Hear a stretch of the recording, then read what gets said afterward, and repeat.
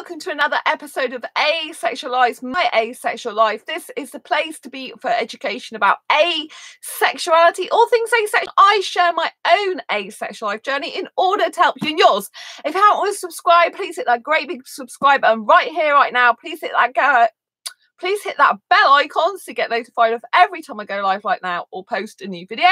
And don't forget to give this video a thumbs up as we go along if you're enjoying the content.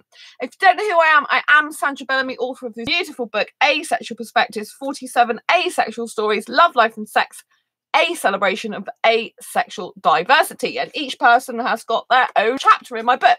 So don't forget to check out the links and get your copy of that if you haven't already. I'm also the founder of asexualise.com and the founder of Asexualise Academy. Well, you might have known from my last video that I'm in the middle of asexual meetup weekend. So tomorrow is a very, very big day. We're going to Green Theme Park together. There's 4 of us going. And if you're not sure what a theme park is, because maybe your country means a theme park something different, maybe you think it's a park to go out and, you know, stroll in, and it's just given a theme. That's not what I mean by a theme park. By a theme park, I mean roller coasters, log flumes, rides, you know. So if you think Disneyland Paris, but on a much, much smaller scale, you know, Disneyland Paris is a theme park, right? You know, Universal Studios, obviously, it's usually combined with Disneyland. You know, that's Disneyland in Florida, that type of thing. So we're going there tomorrow, right? But tonight this afternoon, I met 2 of my asexual friends that were staying in hotels so that we could get up really, really early tomorrow to go to the theme park.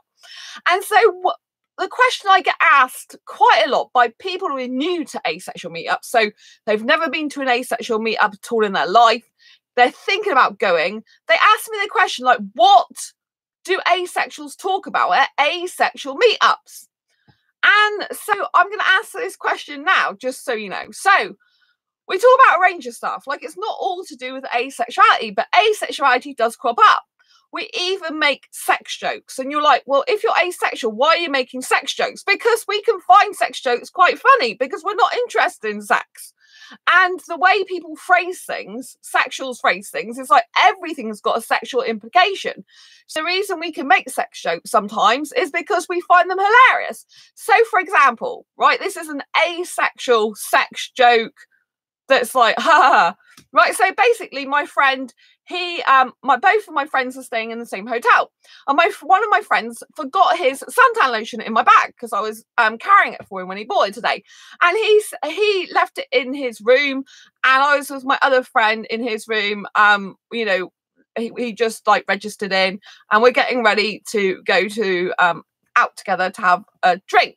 So I realised I got my suntan lotion in, and so I send my friend a text, the one that's gone to his room already, saying, oh, you forgot your suntan lotion, you left it in my bag.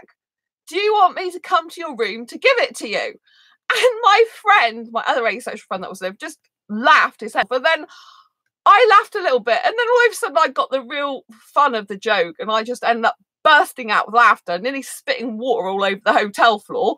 I had to quickly put it to my mouth and run to the toilet because I just thought it's hilarious, because obviously if that was a sexual person, come up to your room and give it to you, it's not some suntan lotion, it means sex. Well, obviously as we're asexual, nothing like that ever happens, and it's always really funny because when my friend who first booked in goes to the hotel, every time he goes to the hotel, they give him 2 room keys because they think that me and him are a couple, or you know, we're together having sex or whatever we're doing. And it's just so funny because they did it again today. And it's like, I said to them, he doesn't need 2 keys. I'm his mate, you know, and I'll be meeting another mate later on and with him. And obviously when you're asexual, it's completely different. If there was another guy who was sexual, you know, going to 2 different guys' rooms, they'd be thinking, something must be going on there, like a threesome or something. Do you know what I mean? But because it's asexuals, I'm just literally, they're going to put their stuff in their room and they're getting ready with their wallet and stuff, freshening up in that, you know, like if my friends get changed, you know, they're doing it in the toilet or I'm going in the toilet. Do you know what I mean? I don't stay in the same room with them. So it's just really, really funny and hilarious, you know? And so we do, you know, make some sex jokes sometimes like that because it's just like things that we come out with. To a sexual person would be very sexual, but to us it's just funny. And we talk about some aspects of asexuality, you know, like what we do and don't like. So obviously I love loads of kissing. one of my friends doesn't like kissing very much. You know, one of my friends, he's homo-romantic, so he's interested in having a relationship with a guy, and he's a guy, so he's attracted to the same gender or sex, but not sexually, because he's asexual, so he lacks sexual attraction, but he likes them romantically. So, you know, like cuddling and stuff like that. So yeah, so obviously he tells me what type of thing he likes and look out for. So we talk about asexual dating. That's another thing that crops up. So I'll say to him, how are you getting on with asexual dating? Have you met anyone yet? And he'll say, like, at the moment it's no, and I haven't met anyone at the moment either. So we like sort of have a chat about that and a catch up. And, you know, we both were talking about ASAP. If you don't know what ASAP is, it's an app you download on your phone for Android or iPhone, and you can find other asexuals on it. But there are a number of fake profiles on there. So I was showing both my friends some of the fake profiles on there, you know, like what they're saying to me, which you can tell. I mean, one person on there was a picture of a woman, and now they've changed themselves to a picture of a bloke. And one guy who I said I wasn't interested on, I definitely don't want a smoker, he's then put, he never smokes now. So, you know, these people are fake and phony, you know, so they're not all like that on there. But, you know, it's a good for trying to meet asexuals. You know, the more platforms and avenues we go down, the more chance we've got of finding the love of our life, even though the love of our life, of course, is our beautiful selves, because it always should be first and foremost. But yeah, so we talk about that. We might talk about, we talked a little bit about politics tonight. I'm not really into politics, but me and my friend, one friend's you know, stayed at the hotel because he wanted to go to sleep early. Me and my other friend, you know, we were talking about politics, and we both vote for the same political party, so we've got that in common, so that's, you know, the same. And we were both talking about boundaries again. Me and my friend where, you know, I was spending time having a drink with, you know, he's got the same boundaries as me. You know, he doesn't cuddle people outside of a relationship, you know, and I really admire that about him, you know. And he was saying, you know, he doesn't do that type of thing. I said, neither do I, but, you know, some people do. Some asexuals are like cuddle buddies, or, you know, enjoy cuddling their friends, and me and him are not like that. And I was saying to him, you know, he's the only person, you know, like me, who's nudity repulsed. I said, you know, I would, you know, obviously he's into guys, so I can't be in a relationship with him. I said, I'd like a guy like you in terms of personality, you know, one that's, you know, got the same boundaries as me, one that really knows what he wants in a relationship. You know, he's dead certain, because I know my friend, when he does get into a relationship with a guy, you know, unless that guy is bad for him, like cheats on him or is horrible to him, then he will be with that guy for the rest of his life. His intention will to be that. And I know that he's so steadfast and strong. He knows exactly what he wants. He goes and gets it, and he will get it. And I solely, truly, deeply believe that he will find the right guy for him. He deserves it, and he is a wonderful, wonderful human being. And I said, you know, I trust him 100% in terms of relationship, because he's got exactly the same boundaries as me. I mean, we were talking about one of my exes, and I was saying, you know, that this particular ex, so I'm not going to say who it is, you know, he was wanting to spend a night, you know, like 3 or 4 nights over a friend's house, cooking and cleaning for them, and, you know, pretty much doing everything for them when they had a boyfriend. And I'm like, why do you need to do that? And he was like saying, well, he wouldn't like that anyway if that person was in a relationship with him. And I know some asexuals might disagree. They might be like, oh, it's fine to go and hang out with your friends and be there for like 3 or 4 days. But I mean, you know, if you're in a relationship, it kind of changes things a bit, you know. Like, if you go into a relationship thinking everything is going to be exactly the same as it was before you got into the relationship, then it's not going to happen. Things are going to change that different. You're going to have to think a bit differently, because you've got another person to consider. Otherwise, you may as well just stay on your own, you know. So, I mean, I knew you had a female. Well, I've got more than one female friend. I had no problem with him actually going and seeing that person. It's just that, you know, like spending like that time and doing all the housework, cooking, cleaning, garden. I'm like, no. Personally, I don't like that. That's sort of, you know, if he wants to do that, he can find someone else, and he will do, hopefully. Now, you know, wish them luck. So, you know, you've got to work out what's right for you. But it's nice to discuss asexual dating relationship, especially when you do actually meet someone that's very similar to you, got similar boundaries. They know what they want in life. They're very steadfast, very strong. Their personality is amazing. And, you know, I really admire my friend. And it's just good to finally find someone who's naked repulsed as well, because most asexuals, they do actually kind of like nakedness. They don't mind it. They either don't mind it or they like it, you know?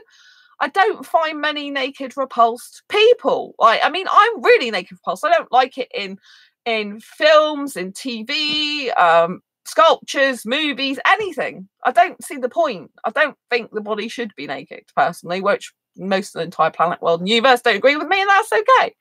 But nice, you know, it'd be nice in the future if I got an actual boyfriend who is on the same wavelengths as me with that, you know. So it's really nice to talk to him, really nice, you know, that. And I was talking to both my asexual friends today, saying I think it's really like the male anatomy. Obviously, they know I don't like it anyway, which is, you know, like, and I was, you know, I was saying, you know, I think it must be really uncomfortable for guys to have that between their legs dangling there, you know, it must get in their way. So I was talking from an asexual point of view, you know. If I said this to a sexual guy, you know, he'd be like, oh, why do you want to touch it, honey? And stuff like this. Do you know what I mean? And, you know, that's like ridiculous. I mean, when I was younger, I used to think, oh, would it be better if I was a bloke? And then I'm like, no, I wouldn't want a bloke's body because I wouldn't want the dangly bit, you know? But sometimes I felt more like I would do better if I was a guy in the world, in terms of like, because I'm quite like, I've got some male traits, you know, I'm quite strong in certain aspects, and like, you know, I'm not airy fairy, and like I'm not one of these women who goes around painting their nails, putting a ton of makeup on, and just being fake like that, you know, and just being like superficial. And, you know, I'm not afraid to get stuck into things. You know, I cut my nails really short, for example. That's not seen as one of these girly things to do, you know. And it's like, I've got muscles for a girl, you know, clearly. I don't, you can't really see it through this blouse, but I do have some big muscles for a girl, you know. I like having muscles. I used to do weightlifting when I was in 17 to 19. I did weightlifting, and I keep my arms toned up. You know, I like that. And you know, I kind of feel good in my masculine energy. You know, everyone has masculine and feminine energy. I feel good in my masculine energy, you know. It really makes me feel great. And so that's kind of the stuff that, you know, we talk about. We talk about things that other people wouldn't talk about, you know, like heteronormative, heterosexual people. They wouldn't think about stuff like that, about, you know, what would it be like if you're a different gender? What would it be like if, you know, like if you didn't have your body parts, if you had different body parts or not them at all?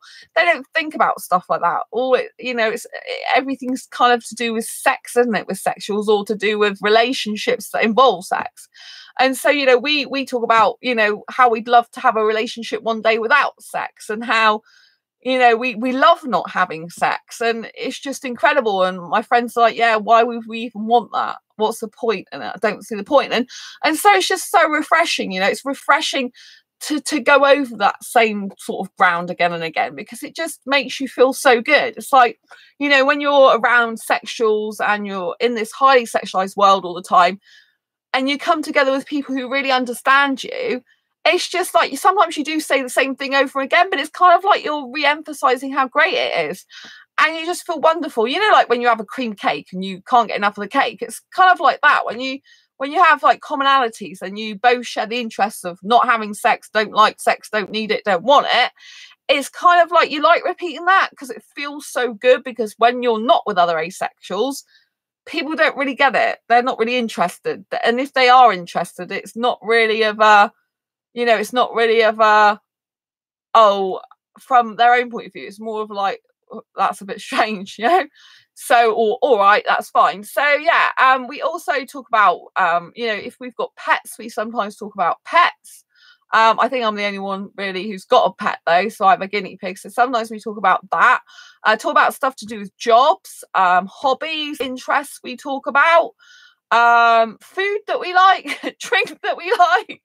So yeah, asexuals tend to love their food and drink, I think. And we'll discuss like different types of things to do with relationships, friendships.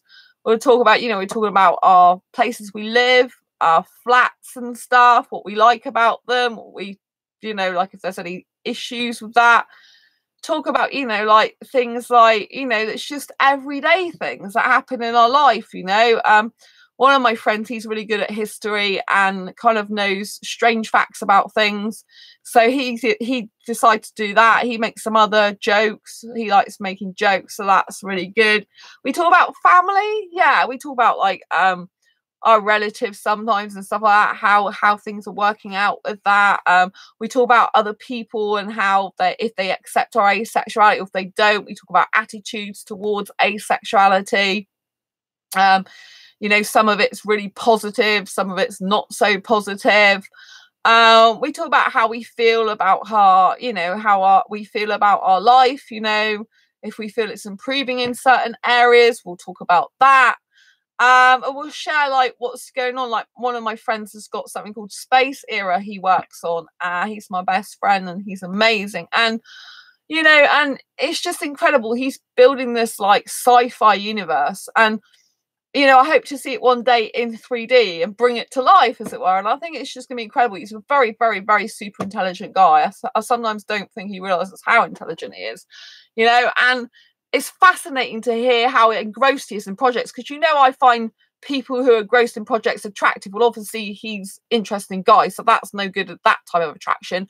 But I do find it attractive quality about people in general when they have lots of projects and they have things they're passionate about and interested in, creativity, you know.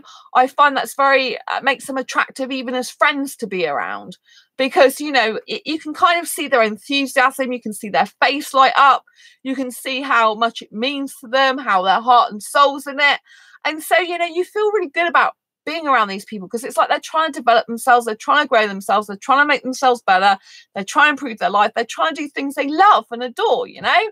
And so I just think this is so good, you know. It really makes you feel great. And you know, and I wanted to share some of these things because people like are asking me like, what do you talk about, you know? Because some people think, oh, you talk about all asexuality. Other people think like, do you really talk about asexuality like in public? And you know, and it's kind of like, you know, and I think there's mixed feelings. Some people really want to come to a meetup to talk about asexuality. Other people get a bit scared about talking about stuff like that in public. But you know, when we're all together, we don't really flinch or think about other people around us. We're just engrossed in ourselves, you know, in our own conversations. And I think it's really important to, you know, not worry so much about what people think in life, you know, because if you worry about that, you'll never do anything with your life, you know.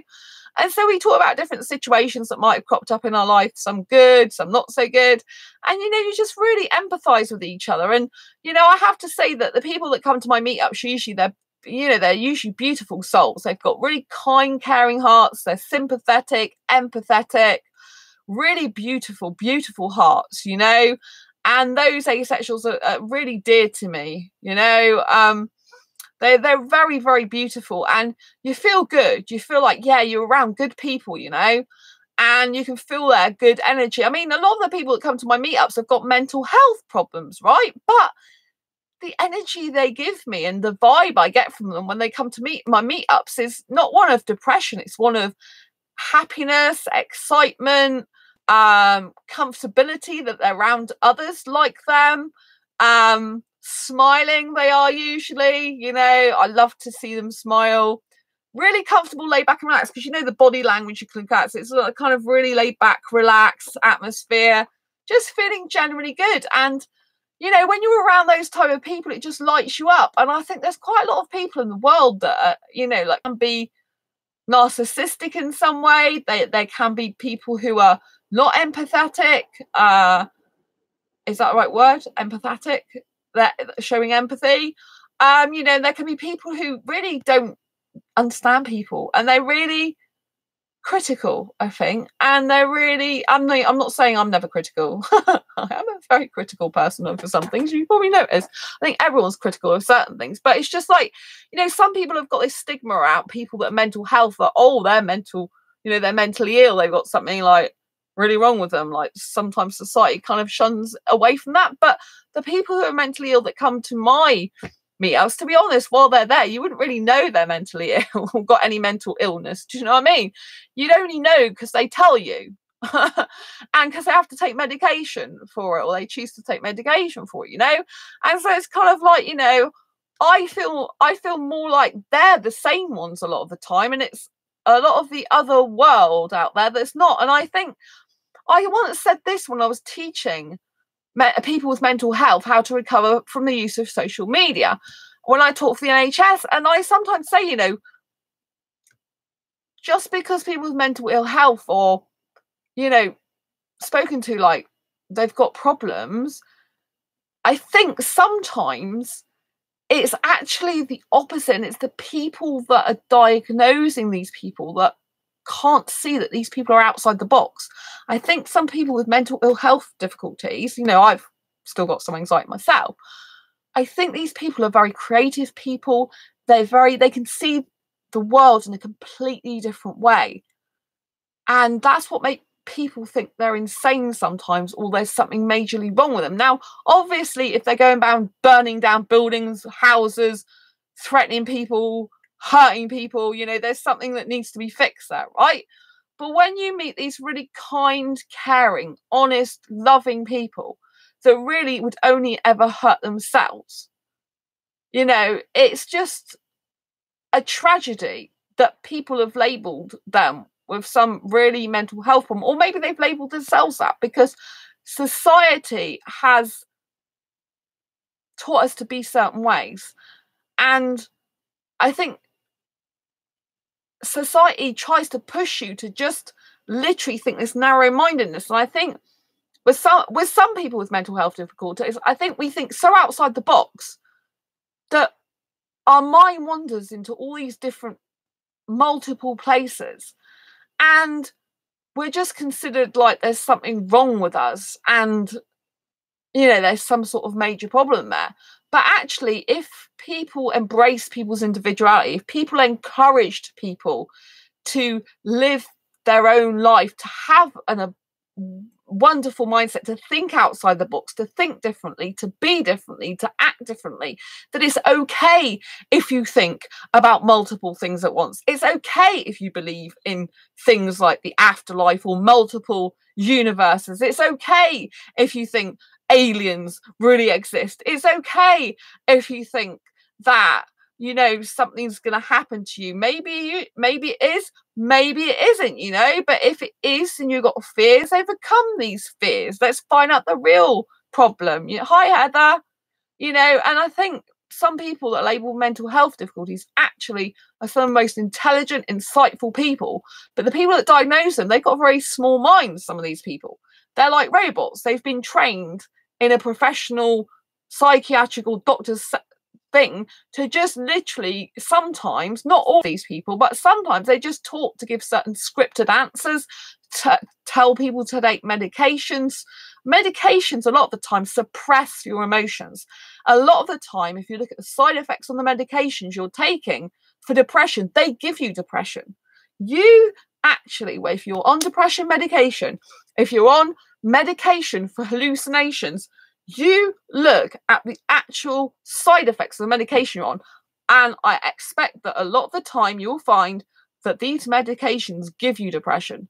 Some of them make you hallucinate. So the actual things people are fake robots. Yes, Heather, exactly. They are fake robots. And a lot of people that diagnose people that really think people are mentally... Thank you, Heather. Yeah, I'm definitely not a fake robot. Thank you. But I think a lot of people that view people with mental health difficulties, I mean, I know people that's got serious mental health difficulties. I mean, I had someone work for me years ago, and he didn't reveal his mental health difficulties. And then he started telling me about the trees he was burning down.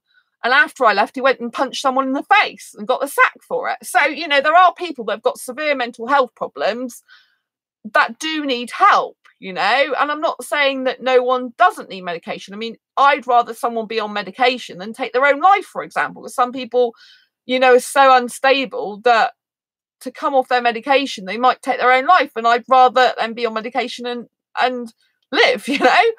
But you have to just consider the side effects of what you're taking and if it's improving your life or not. And you have to realize that sometimes you are just naturally different, and that's okay. Like, I'm a naturally hyper person, and one of my friends recently who I met, and they said, oh, you know, like, were you diagnosed with ADHD when you were younger? And I'm like, no, I'm just naturally a hyper person, right? And because he's a different type of person to me, he's introverted, quite quiet and soft, and very not hyper, he's the opposite of me, then he saw that as a possible problem. I guess, and something that's not normal, and possibly there's got to be an explanation for it. But just like in life, there's really quiet people, you know, like no one goes to a really quiet person, oh, you're too quiet. Maybe there's something wrong with you and you need to get checked out by a doctor. Do you know what I mean? Like if you're a naturally hyper person, some people think there's something wrong with you, but there isn't. It's just that you're different. Actually, the fact I'm hyper and got lots of energy is a very, very good thing. So, for example, if I want to go and speak on stage, and I wanted to speak on stage for a long time, you need so much energy for that. Some people that are top entrepreneurs, they go on stage for 8-hour days, sometimes even longer than that. You know, sometimes they're on 8 hours in the morning till 8 o'clock at night. That's like 12-hour days, right? If you're a person that don't have much energy, if you're a person that can't get into an energy state, if you're a person that can't have that sort of hyperness, that upbeat thing, there's certain jobs you wouldn't be suited to. There's certain things you wouldn't be suited to. So while you know, some people see something as a problem, an issue, it's not right, it's not normal, it may not be majority, but I don't want to be the majority. I want to be the minority. I've always spoken a lot. I've always been quite hyper. However, I was up to the age of 10 very quiet and shy, which is completely different to what I am now. I chose at 10 years old, to not be that way anymore because I didn't like it. I thought at 10 years old, I need to change. I need to stop being this like quiet and shy person. But I was still more quiet at secondary school. And then like when I was like 15, I started to change. And then I changed again later. But at 10 years old, I made the conscious decision. That was my first conscious decision to change. And I didn't, you know, I thought, and as time went on, like especially when I was 15, I decided I want to work in the media. I thought there's no way you can stay this like person if you're going to do what you want to do. You're not going to be able to do it, you know, so you need to become this other person. And you can consciously choose to change the way you are. You can consciously choose to make your personality different, but you have to consciously choose it and want it. It's no good changing for other people. It's no good changing if you don't really want it, because your inner being will push against what you want. So I consciously wanted to change. I didn't want to be a shy person anymore. I didn't want to be a quiet person because it wasn't getting me anywhere in life. I wasn't leading a happy life. I wasn't leading a fulfilling life. I wasn't getting anywhere in my life. And, you know, particularly the first time I remember changing was at 10. And then the second major time was really when I was 15. I decided, yeah, I want to work in the media. There's no way you can keep living this small sort of life. You have to think bigger. You know, and even now I still need to make some changes. You know, I still need to be braver in my life. I still need to do certain things. It's like I'm starting I've got new business ideas, new business stuff that I'm kind of trying to sort of like do research for and potentially start. And, you know, it's like I'm going to have to do different things. I'm going to have to become a different person in some ways to do it. Not a different person as in my total personality, but be braver, be stronger, be out there more. You know, I'm all out about asexuality. I still want to continue doing more and more for asexuals, you know, but I need to be out there in a business sense. I've had a hard time making friends and relationship. Oh, Heather, you're lovely. Heather, you're lovely. We're friends. I know we're only like YouTube friends mostly, and I am on Facebook a bit with you, and yeah, so I know we're not, you know, like quite distant, but you're lovely. Yeah, but I was like, when I began this conversation about asexual meetups, you know, I was saying how wonderful it is to talk to people who just understand you, you know, who are just on the same wavelengths as you. And it does make all the difference because it normalizes you within that group, within that time. You feel like you're normal in this. I mean, I don't want to be normal per se. I don't like that idea. But if you feel like you're normal, as in like everyone else, because you're around like-minded people. So I think when it's really good and really healthy when you're around people that really understand you, really get you. Like when I was having counselling years ago, I had this one counselling session at a different place to what I used to go to. And they told me back then, you know, you should be around people. You're welcome, Heather. You should be around people, they said to me, who are like you, like-minded. And I thought in my very logical fashion that that's no good, because if I'm around people who like me, I'm not learning, I'm not growing, developing myself, I'm not doing anything different. So that's bad. I was actually wrong. If I'd have took that counsellor's advice, I would have been a lot better in my mental health years ago. If I'd have been around people who understood me, who were on my wavelength, who got where I was coming from, I wouldn't have felt so much like an alien. I wouldn't have felt left out. I wouldn't have felt no one cared about me. I wouldn't have felt no one loved me for who I am as a friend. I wouldn't have thought a lot of things, you know, if I'd just taken that advice. But I thought the opposite. I thought, you know, like I was kind of brought up that, oh, you know, you're wrong and other people are right, you know, and it's just horrible that, you know, and you actually find out it's not the case.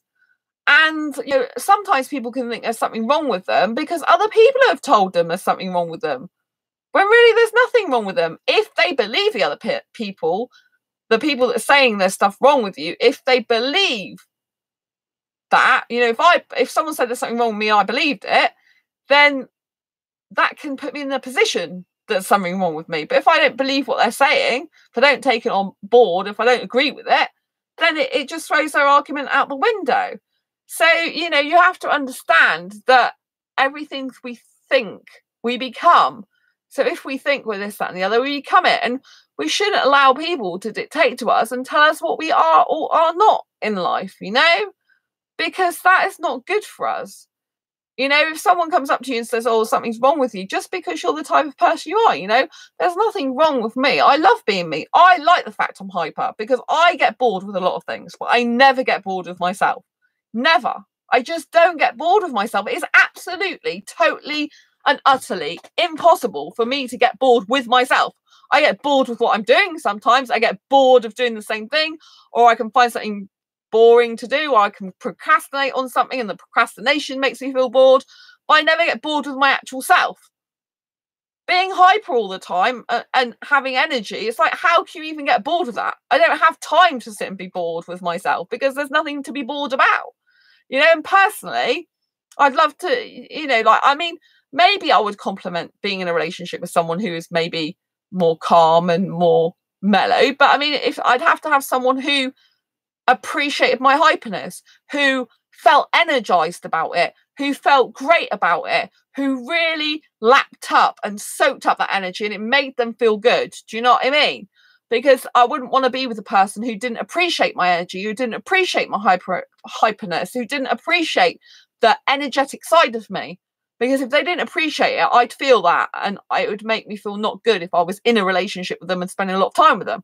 I would feel like not good about myself. Well, I would be, you know, if I was in a relationship a lot of the time, but it wouldn't actually be the fact that I don't feel good about myself per se. It would be the fact that I've let them affect me. But, you know, you don't want to be in a relationship with someone who doesn't care about you and appreciate you and really love you for who you are and really love your personality. You know I need to be in a relationship with someone who adores me for my personality, who loves my personality more than anything about me. I've always known that since 10 years old, but I need to find a guy who loves my personality, who's got a very complementary or similar personality. There's certain things that I'd like a guy to be different with me on, you know, but I don't need him to be hyper like me, but I need him to love that about me and to enjoy it. I need to feel that by me being hyper, it makes his life more exciting, more alive, more happy. And that he enjoys that and it makes him feel great, because I know then that I would be with the right person because they wouldn't be able to get enough of me. I guess I'd be like a dopamine hit to them all the time. He'd be like, I want Sandra. Oh my God, give me some energy, baby. I'm not saying I'm going to be energetic 24/7, 365 days a year, because it's not necessarily going to happen like that. But, you know, if they love my personality and I love the fact they love my personality and they're really getting lots of energy, positive feelings and goodness about it, then that would reflect back on me and it'd be a great cycle of positive, vibrant, energetic, bubbly energy. You know, it'd be like bringing my own vibrancy back to me. So I kind of want a partner where I would literally shine my hyper beautifuln's out to them and they would like reflect it back to me. So they would be like, oh, I love, you know, like a sunshine. That's how I see myself, as like a sunshine, you know? It's like, you know, positive energy, vibrancy, hyperness, whoo, sunbeams. And, you know, they literally, you know, clasp the person make them feel great and reflect back to me and shine the beams back, you know, that type of thing.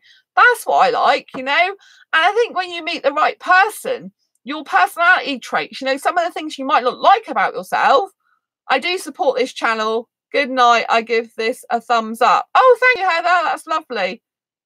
Thank you, Heather. Lots of love to you. Thank you so much. Appreciate that. Oh, you're going to sleep now? No, I'll be going to sleep soon because I've got to get up really early for the theme park today. It's today now, like 5 hours time.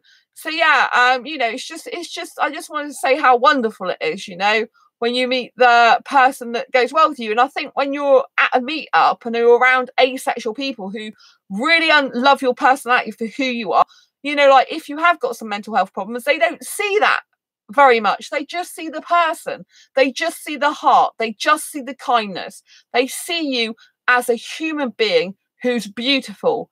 And I think when you have that, you forget any mental health problems you've got. You don't forget them. You talk about them with each other, but you kind of, you know that you're okay. There's nothing wrong with you. You're not broken. Like asexuals aren't broken anyway, but I think that goes doubly well for people with mental health difficulties. You know, you're not broken. You've still got a heart. You still care. And I think some people, as I've met, I'm very generalizing here, but I've met 2 types of people with mental health difficulties. The ones that do harm other people, which they need to get serious psychiatric help, you know, and the people that don't harm other people, but they may harm themselves, which obviously they need help not to harm themselves ever. Of course, they need psychiatric help as well.